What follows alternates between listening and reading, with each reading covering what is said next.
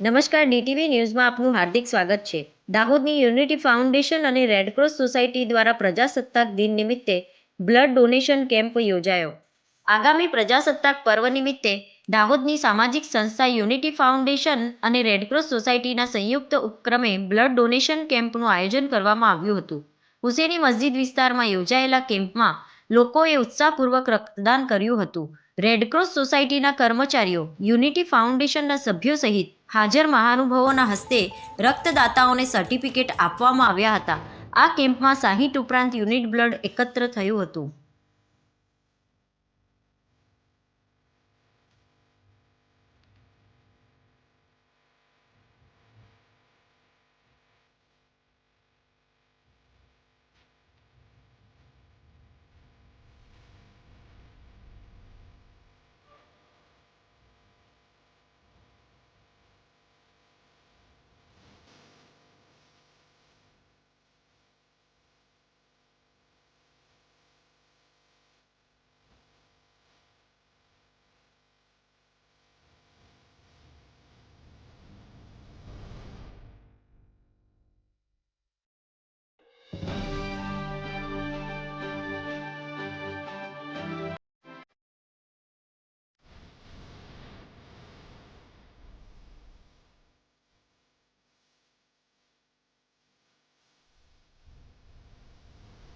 આજરોજ પ્રજાસત્તાક પર્વ નિમિત્તે યુનિટી ફાઉન્ડેશન દ્વારા હરદિયાસેના સહયોગથી હુસેની મસ્જિદ ચોક ખાતે બ્લડ ડોનેશન કેમ્પનું આયોજન કરવામાં આવ્યું છે.